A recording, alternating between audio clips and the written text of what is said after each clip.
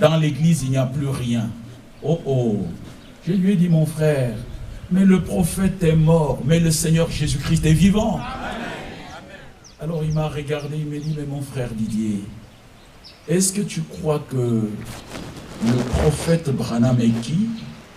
J'ai dit oui, c'est un serviteur de Dieu que Dieu avait envoyé pour effectivement nous apporter la parole de cette heure. Alléluia. Bien aimé, parce que si vous lisez dans le livre d'Apocalypse, permettez-moi de vous dire, de préciser, il y a le Seigneur qui est là, mais dans sa main droite, il y a 7 étoiles. Dans sa main droite, n'est-ce pas? La première étoile, c'est Paul d'Éphèse. Nous pouvons le dire. Mais Paul ne s'est jamais remplacé au Seigneur Jésus-Christ. Est-ce que nous pouvons le dire aussi? Oui, c'est dans le livre d'Apocalypse. Dans la main droite, il y a 7 étoiles. Et nous croyons que cette 7e étoile, c'est notre bien-aimé frère William Branham. Il n'y a pas 8 étoiles. Et il n'y a pas un 8e messager. Est-ce que nous pouvons dire Amen? Amen. Branham, notre bien-aimé frère, est le 7e messager envoyé à l'épouse. Mais permettez-moi de vous dire que Branham ne nous a pas sauvés. Un seul nous a sauvés. Il s'appelle le Seigneur Jésus-Christ. Alors le frère m'a dit, non, depuis qu'il est parti, c'est Ichabod. Il n'y a plus la gloire du Seigneur dans l'église. Non, frère. Comme nous sommes réunis là ce matin, la gloire de notre Seigneur est là présente. Ça, vous le croyez, n'est-ce pas? Sinon, comment il y aurait des guérisons? J'ai entendu beaucoup de témoignages de guérisons. Parce que celui en qui nous croyons, il était mort, mais il est vivant. Alors, imaginez-vous que quand j'entends ce genre de choses, et mon cœur bondissait, j'avais envie de me tenir debout pour dire, mon frère Fred, on parle de toi dans presque chaque brochure, mais là tu as tort. Et n'ayons pas peur de le dire aux gens. Alléluia. Oui, bien-aimés frères. Aussi grand que soit un prophète, personne ne remplacera notre Seigneur Jésus-Christ. Il est le seul Dieu véritable et la vie éternelle. Que Dieu soit loué. Et nous pouvons le dire avec assurance. Il y a une tombe qui est vide. Et cette tombe est la tombe de notre Seigneur Jésus-Christ. C'est tout ce que j'avais dans le cœur que je voulais dire à mon frère qui m'a dit William Branham est autrement. Et je voulais comprendre ce qu'il est réellement. Alors que nous étions en train de parler, j'ai dit mais mon frère, j'ai une question à vous poser. Il y a un frère en Europe. Je ne lui ai pas cité de nom. Qui rend témoignage qu'il avait eu une vision et qu'il avait entendu le Seigneur lui parler sur la nourriture spirituelle au temps convenable. Le frère Fred Sotman m'a regardé, il me dit, frère Didier, je connais ce frère.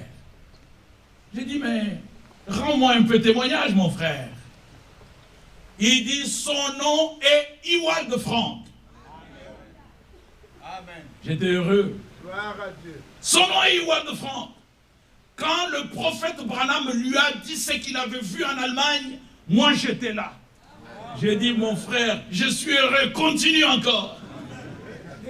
Il dit, j'étais là. Quand le prophète de Dieu lui a dit que c'est lui qui devait prêcher la parole et emmagasiner la nourriture. Et le prophète lui a dit que la nourriture dont il s'agit, ce sont les prédications qui sont sur les bandes magnétiques.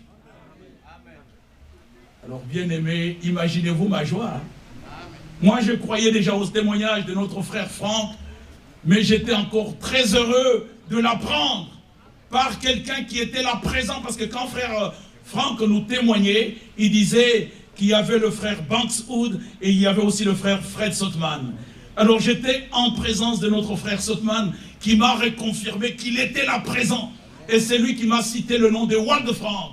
J'ai dit, mon frère, continue encore.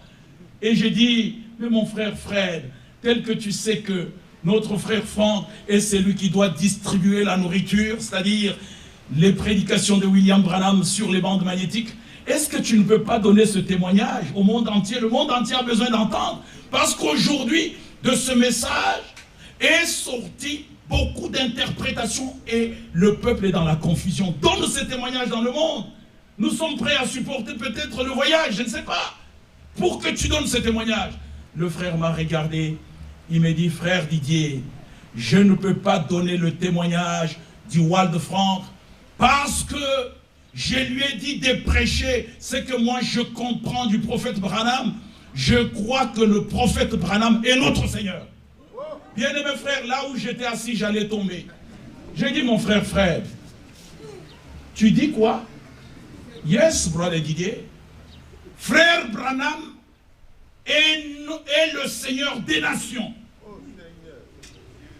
J'ai dit, mon frère Fred, frère Branham n'est pas le Seigneur des nations. Moi, je ne le crois pas. Amen. Alors, bien-aimé frère, n'ayez pas peur de dire ce que le Seigneur t'a révélé dans sa parole. Et il m'a regardé, il dit, mais frère Didier, dis-moi, qui, selon Apocalypse, doit révéler les sceaux? Hey. Que Dieu soit loué. Amen. À chaque question biblique, il y a la réponse biblique. Amen. Il me dit, frère Didier, dis-moi, qui doit révéler les sceaux selon Apocalypse? J'étais heureux. J'ai dit, Seigneur, je vais donner ta réponse. Amen. Je lui ai dit, mon frère, selon la Bible, c'est lui qui doit prendre le livre et en rompre le sceau. C'est le lion de la tribu de Juda. Amen. Et quand je dis là, ça, frère, quand tu dis les choses que la Bible dit, même le ciel est avec toi. Amen. J'ai dit, c'est lui qui doit rompre les sceaux. C'est le lion de la tribu de Juda. Et quand Jean l'apôtre a regardé, il a vu un agneau qui était là comme immolé. Et l'agneau n'est pas William Branham. Amen. Jamais. Cet agneau a été présenté par Jean-Baptiste. Il a dit, voici l'agneau de Dieu qui ôte le péché du monde. Mais William Branham a confessé, il dit, je ne veux pas être l'antichrist, parce que de son vivant, il y avait des gens qui pensaient qu'il était le Seigneur. Il a dit, je vais abandonner le ministère, et vous serez responsable de tout ce qui ne viendrait pas à la parole. Moi, je ne suis pas le Seigneur, vous connaissez mon père, vous connaissez ma mère, mais le Seigneur demeure Jésus-Christ. Ça, c'est ce que William Branham a témoigné. Mais il y a des gens qui sont restés avec ça. Et je lui ai dit ça, il m'a dit, frère Didier, qui a révélé les sceaux? N'est-ce pas William Branham? La suite de sa question, j'ai dit, non frère, William Branham n'a pas révélé un seul sceau. Est-ce que vous êtes d'accord avec moi?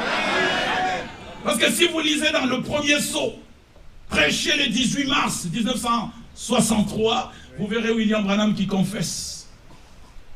Il dit, si le Saint-Esprit n'était pas descendu dans ma chambre, j'allais refaire les mêmes erreurs. Il y a un seul prédicateur qui n'a jamais fait d'erreur, c'est notre Seigneur Jésus-Christ. Mais tout homme, selon la Bible, est menteur. Mais seul Dieu est vrai. Quand il parle au travers de l'homme, le ainsi dit le Seigneur, le ainsi dit le Seigneur reste toujours véritable. J'ai regardé, j'ai dit, mon frère, ça ne peut pas être William Branham. Il m'a dit, frère Didier, tu dois croire que William Branham est le Seigneur des nations. Je lui ai dit, non, mon frère, le Seigneur des nations, c'est mon Sauveur Jésus-Christ. Et puis je lui ai dit, dans le premier sceau, William Branham a confessé que si le Saint-Esprit n'était pas descendu dans ma chambre, j'allais faire les mêmes erreurs. Voilà ce qu'il m'a révélé. Avant, je disais que celui qui était sur le cheval blanc, le cavalier sur le cheval blanc, qui avait l'arc sans flèche, c'est le Christ, mais le Saint-Esprit m'a dit que c'est l'Antichrist. Est-ce que vous voyez, bien aimé? C'était un homme sincère. Un homme sincère. Et le frère Fred m'a dit, frère Didier, tu ne crois pas à ça parce que tu n'étais pas avec nous dans le Sabinon Canyon. Si tu voyais comment l'ange est descendu pour montrer à son serviteur ce qu'il devait faire, tu ne dirais pas les choses de cette manière parce que les cimes des arbres ont été coupées. Il m'a raconté beaucoup de témoignages. Il dit d'ailleurs, le prophète ne voulait pas qu'on vienne avec lui. J'ai dit, oui frère, parce que vous n'avez pas la capacité de supporter des choses surnaturelles des dieux. Et c'est ainsi que vous les attribuez aux hommes. Mais notre Dieu a toujours agi d'une manière extraordinaire. Est-ce que vous comprenez? Comme nous sommes là, il agit aussi d'une manière extraordinaire. Mais non pas à nous, mais à ton nom donne gloire. Quand j'ai fini, frère, écoutez, je vais vous rendre ces témoignages jusqu'à la fin, mais peut-être que ça n'édifie même pas, mais c'est pour vous dire, bien-aimés, que nous devons avoir nos regards fixés sur Jésus-Christ, qui est le chef et le consommateur de notre foi. Alors que j'avais ma Bible et que je lisais dans le livre d'Apocalypse, le frère Paul Friesinger me regarde, il me dit, « Brother Didier, tu lis la Bible? Est-ce que tu prêches la Bible? Parce que nous ici, on ne lit plus la Bible. » J'ai dit, mon frère, William Branham nous a dit que ce livre est mon absolu. Amen.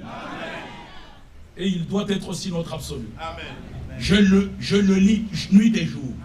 Selon la parole qui est dite, heureux l'homme qui médite la loi de l'Éternel. Qui la médite nuit et jour, il est comme un arbre planté près d'un courant d'eau. Tout ce qu'il fait lui réussit. Que Dieu soit loué. Alors, à la fin, je lui ai dit, mon frère, maintenant que j'ai entendu ça, et sache que le frère Franck fait un grand travail dans le monde, la parole de Dieu est prêchée dans le monde entier, jusque dans les confins de la terre. L'Afrique a déjà entendu, au travers de ce ministère que le Seigneur a laissé. Et je voudrais qu'à la fin du témoignage, je vous parle un petit peu de ce ministère. C'est un ministère, alléluia, de ce ministère que le Seigneur a laissé après le départ à la maison. Je lui ai dit, mon frère Fred, je voudrais maintenant que tu puisses prier parce que je veux partir. Il a dit, fermons les yeux. Nous avons fermé les yeux. Frère, écoutez l'invocation. Il a dit, Seigneur Joseph, j'ai ouvert les yeux. Je suis devant le Seigneur. Le Seigneur écoute ce que je suis en train de dire. Je ne vous mens pas. J'ai ouvert les yeux, je ne pouvais plus continuer la prière. Seigneur Joseph. Je me suis remué, j'ai remué la chaise, j'ai dit, où suis-je? Et quand il a terminé, j'ai dit, mon frère, frère, mais comment? Pourquoi Seigneur Joseph? Il dit, yes, brother. Les gens pensent que quand William Branham parlait de son fils, c'est Billy Paul. Non, ce n'est pas Billy Paul, c'est Joseph qui est son fils. Parce que lui, il est Dieu, et Joseph est le Seigneur. Bien-aimés, ne croyez jamais ce qui n'est pas écrit. Comme les tonnerres ne sont pas écrits, nous ne devons pas les croire. Le Seigneur nous a dit, Jean chapitre 7, c'est lui qui croit à moi, comme disent les Écritures, des fleuves d'eau vive couleront de son sein. Est-ce que c'est votre position? Amen. Voilà, bien-aimés, les témoignages concernant mon départ aux États-Unis et comment le Seigneur m'a aidé de comprendre ce qu'il est en train de faire. Mais pourquoi nous disons qu'après William Branham, le Seigneur a envoyé un serviteur, pas le 8e messager, pas un complément, mais je voudrais vous dire que le 2 avril 1962, tôt le matin, le Seigneur a parlé à un homme. Il venait juste de s'élever et il a consacré le jour et il a entendu la voix audible du Seigneur lui disant, mon serviteur, ton temps pour cette ville est bientôt terminé. Je t'enverrai dans d'autres villes pour prêcher ma parole. Ça, c'est la première des choses. Il dit que quand j'ai entendu cette voix, je suis tombé par terre. C'est quand je me suis relevé, j'ai regardé dans la même direction et j'ai dit, Seigneur, ils ne m'écouteront pas. Parce qu'ils ont déjà tout en abondance. Et le Seigneur lui a répondu, le temps viendra où ils t'écouteront. Je pense que vous en faites partie. Emmagasine la nourriture, car le temps viendra où tu devras te tenir au milieu du peuple pour distribuer ma nourriture. Notre frère nous a lu dans Amos chapitre 8 verset 11, ce n'est pas la disette du pain ni la soif d'eau, mais la faim et la soif d'entendre mes paroles. Et c'est ainsi que le 3 décembre 1962, le frère Franck avait emmagasiné les denrées alimentaires, les choses naturelles. Et quand il est arrivé devant le prophète, alors qu'il parlait, il y avait frère Fred et frère Bankswood, et frère Branham et frère Franck. Frère Branham lui a dit, alors qu'il parlait des choses et d'autres, lui il avait une question sur le cœur. Frère Branham, est-ce que je peux te poser cette question? C'est tout ce qu'il a dit. Et frère Branham lui a dit, frère Franck, veux-tu que je te dise tout ce que le Seigneur t'a dit le 2 avril 1962? Le Seigneur t'a parlé, il a dit que tu dois prêcher la parole, alléluia, et tu dois emmagasiner la nourriture, car le temps de la famine arrive. Et cette nourriture, ce sont les bandes magnétiques, alléluia, des prédications que je donne. C'est ça le message du temps de la fin, alléluia. Et tout de suite après, il lui a dit, mais attends avec la distribution de la nourriture jusqu'à ce que tu aies reçu le reste. On est d'accord? Mais vous avez entendu ce que le Seigneur lui avait dit. Il lui a dit premièrement de prêcher la parole. Oui. Il ne lui a pas dit attends avec la prédication de la parole, mais attends avec la distribution de la nourriture. Oui. Jusqu'à ce que tu aies reçu le reste. Sinon, nous ne comprendrons pas comment notre bien-aimé frère Branham va engager frère Franck à pouvoir prêcher plus de 2 fois dans le Branham Tabernacle alors que lui était encore en vie. Comment est-ce qu'il va l'engager à aller prêcher parmi les hommes d'affaires du plein évangile à Los Angeles, à Oakland? Bien aimés frères, nous ne pouvons pas comprendre. Donc, pour la prédication de la parole, c'est sans limite. Mais la distribution de la nourriture, il devait attendre jusqu'à ce qu'il ait reçu le reste. Est-ce que nous sommes d'accord? Oui, nous sommes d'accord parce que cela est la vérité. Alors, bien aimés frères, je finis mon témoignage en disant la chose suivante. Quand le Seigneur rassemble son peuple, comme nous l'avons lu dans le livre de Psaume 50, verset 5, et quand nous lisons encore dans Deutéronome, mon frère Mathias viendra, quelques écritures et nous allons prier, c'est notre première réunion. Nous allons prier ensemble. Deutéronome chapitre 4, verset 10. Est-ce que vous aimez la parole? Amen. Nous croyons, bien-aimés frères, moi j'ai grandi sous ce ministère de notre bien-aimé frère Ewald Franck, mais je crois que le prophète messager, c'est William Branham. Amen. Et je peux vous dire que William Branham n'est pas le seul prophète en qui nous croyons. Nous croyons la doctrine des apôtres et des prophètes, Jésus-Christ étant la pierre angulaire. Amen. Parce que William Branham lui-même, sa prédication tout entière, nous a ramené à la prédication des apôtres et des prophètes, Jésus-Christ étant la pierre angulaire. C'est ainsi que nous pouvons dire, selon Ephésiens chapitre 2, nous ne sommes plus des étrangers, ni des gens du dehors, mais nous sommes concitoyens des saints, gens de la maison des dieux. Nous avions été établis sur le fondement au singulier des apôtres et des prophètes, Jésus-Christ étant la pierre angulaire. Ça, c'est l'absolue vérité. Nous sommes dans Deutéronome chapitre 4, verset 10. Lis, mon frère. Deutéronome 4, 10. Deutéronome 4. Nous lisons. Souviens-toi du jour où tu te présentas devant l'Éternel, ton Dieu.